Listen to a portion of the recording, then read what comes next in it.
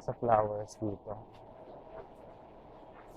Ayan, oh, iba-ibang klase ng bouquet. Pero hindi ko alam talaga kung magkano per... meron presyo. Ayan. To 70. I-multiply nyo na lang sa 13 or 1 or 12.9, mga ganun lang naman ang palitan. So, itong nakita natin na red roses ay 98. And may ibang yellow roses, 88. Ito, 78. Tapos itong mix-mix na ito ay 138. Ayan. Ang lamig dito guys, kaya pumasok din ako bukod sa pagtingin ng mga flowers. Marami pa sila iba-iba dito. Ayan. So parang ito yung mga flowers na pwede mong pamilihan. Tapos pwede ka sigurong magpa-set up or magpa-gawa. Ganun ba? Magpa-customize. So ito ay 15. So isang pirasong ganito, ito mismo ay 15 ringgit. Ito 15 ringgit. Ito naman itong red ay same lang din, 15. Nakalimutan ko anong pangalan nitong flower na to, parang daisy ba to? Ewan ko. Ayun, meron silang tulips. Ayan.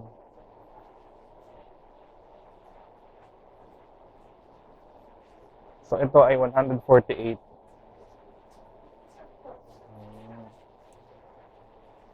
Ayan.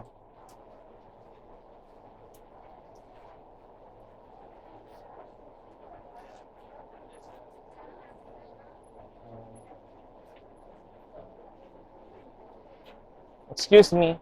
So you buy flowers, then you arrange. Buy flowers, then you arrange. Hindi nila naintindihan. So itong roses na to ay 5 ringgit, tama ba? Isang peraso ay 5 ringgit. Pero malapit na rin siyang malanta kasi. I mean, yung itsura niya is malapit na mag-expired. Ayan siya.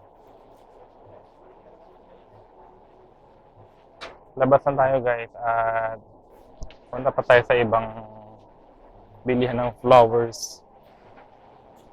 Itong street na to puro bilihan ng flowers and mga iba-ibang plants.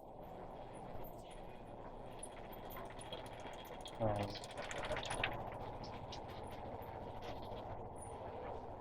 Sa kabilang side, ganun din halos eh. Ayan o, iba-iba. Mga iba-ibang flowers and also iba-ibang ornaments. Ayan. Parang gusto kong bumili ng plants guys.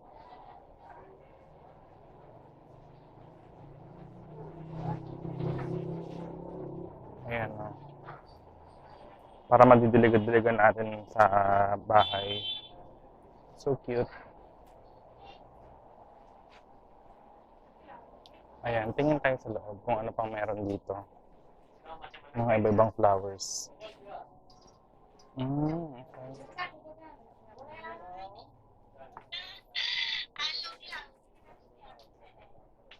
Ayan.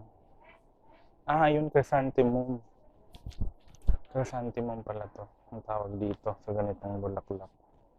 Huwag nyo na ipa-spell guys at hindi ko alam. Ayan.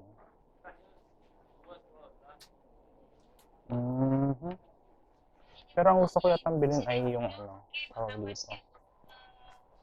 Yung plants na yun. Para may effect. 10 ringgit lang naman daw kasi. Iti. Hindi ko alam kung anong tawag dito eh. Money plant. So this one is a money plant.